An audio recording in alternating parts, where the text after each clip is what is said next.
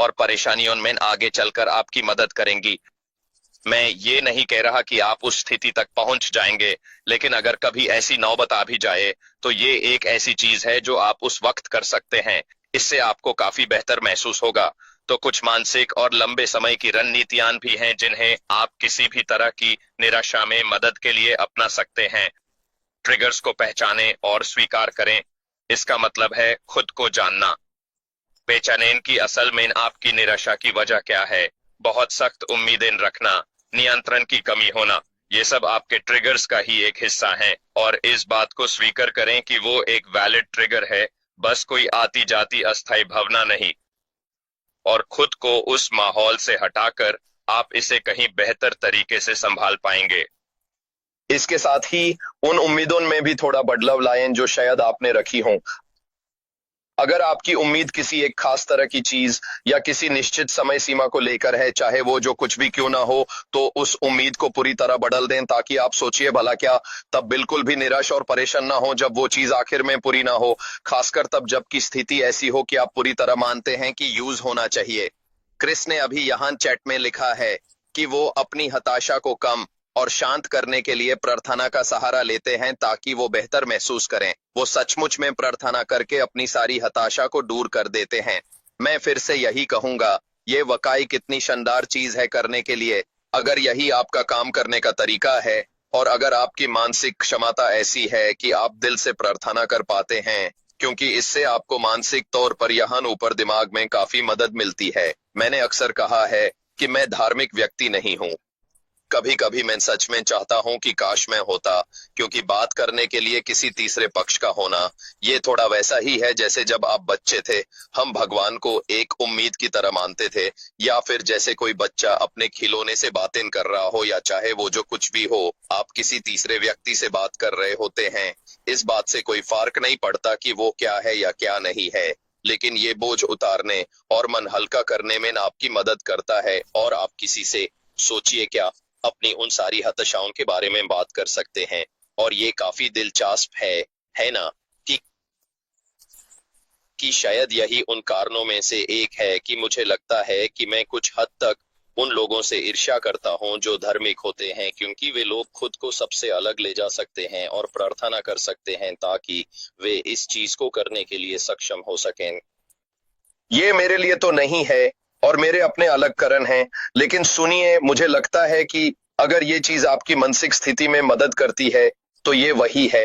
ये शोर वो अपनी टीमों के साथ मिलकर ध्यान देना चाहता है और ऐसी चीजें बनाना चाहता है जो इस इंटरनेट दुनिया और बहुत से लोगों के जीवन को पूरी तरह से बदल देंगी। मुझे यही विश्वास रहा है, जब से मुझे याद है तब से मेरा यही मानना रहा है। जब मैं पहली बार अश मुफारेह से मिला था, ठीक है, वह खुद को मुसीबत में डालने के लिए ऐसा नहीं कर रहा है, वो असफल होने के लिए ऐसा नहीं कर रहा है, वो ऐसा इसलिए कर रहा है क्योंकि उसे इस पर विश्वास है। आप ऐसा नहीं करते। सुनिए, एक अच्छा, ईमानदार, परिपूर्ण उद्यमी कभी भी लोगों को सच में नहीं बताता कि वह क्या कर रहा है। उन्हें अपने मन में पहले से ही पता होता है कि उन्हें क्या करना है और क्या करना चाहिए। लेकिन देखिए, आप में से बहुत से लोग सोचते हैं, ओह शायद उसे यह इस तरह करना चाहिए, शायद शायद शमायब, ये भी एक और शोर है। ठीक है, जैसा कि मैंने कहा, अगर आप ऐसा कुछ करना चाहते हैं तो अपनी खुद की कंपनी बनाइए। इस आदमी को अकेला छोड़ दो और उसे जो करना है करने दो। मुझे फर्क नहीं पड़ता अगर वह चुप है, मुझे अच्छा लगता है जब वह चुप रहता है। इससे मुझे पता चलता है कि वह अपनी टीम और बाकी सभी के साथ अपने कंप्यूटर पर उंगलियां चला रहा है जिनसे उसे निपटना है। और एक और बात है, आप में से किसी को भी इससे नहीं जूझना पड़ता। आप में से किसी को भी नहीं, ये आपके जेब से नहीं जा रहा है। जो कुछ भी वह कर रहा है वह सब उसके जेब से जा रहा है। ठीक है, सब कुछ। हम कुछ नहीं करते, बस इंतजार करते हैं। हम इधर उधर इसकी बातें करते हैं। हम लोगों को बताते हैं कि इस ट्रेनिंग के लिए तैयार हो जाओ, उत्साहित हो जाओ, जो हमारे पास आ रही है ये शानदार होने वाली है। अब लोग कहते हैं, अरे वह हमें क्या सिखाएगा क्रिस? और मैं कहता हूं, वह हमें सिखाएगा कि बेहतर जीवन कैसे जिए। ठीक है, ये सबसे अच्छा जवाब है जो मैं अभी दे सकता हूं। और जब मैं वहां जाऊंगा तो मुझे उसके बारे में बात भी नहीं करनी है और मैं करूंगा भी नहीं।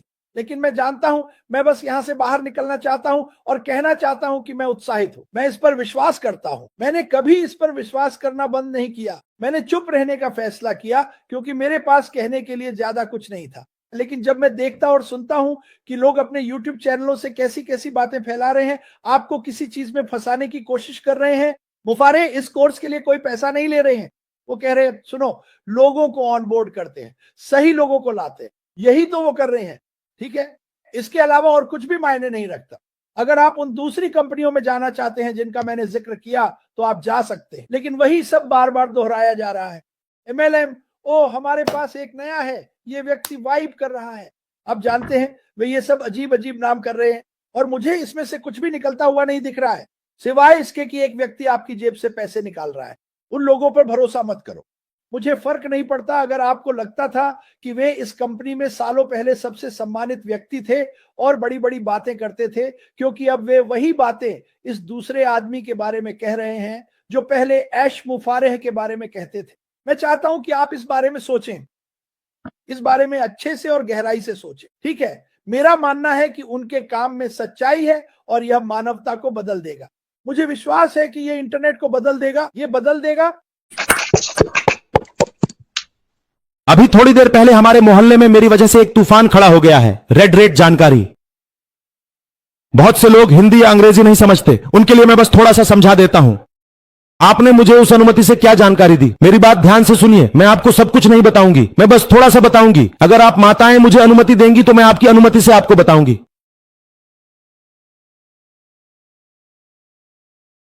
धन्यवाद। परमिता मान ने जो कहा, मैं उस बात को थोड़ा सा आपके सामने रखती हूं। उन्होंने कहा कि मैं सच में आपके सामने इस प्रशंसा यानी सराहना या कद्र करने की बात को सामने लाना चाहती थी, क्योंकि आजकल इसकी बहुत कमी देखी जाती है, प्रशंसा और कद्र की। बस थोड़ा सा समझा देती हूं। आप लोग अक्सर देखते हैं कि मुझे, बड़ी मां को, हमारी दूसरी बेटियों को, दूसरे सर को, प्रतिभागियों की सराहना करते हैं। यह सराहना भी बहुत से लोग जो यूट्यूब पर सुन रहे हैं वे स्वीकार नहीं कर पाते। सोमा, क्या मैं समझा पाई? दूसरे ग्रुप के लिए, ग्रुप के जो लोग हैं वे इसे स्वीकार कर सकते हैं। आजकल इस सराहना, इस कद्र की बहुत कमी देखी जा रही है।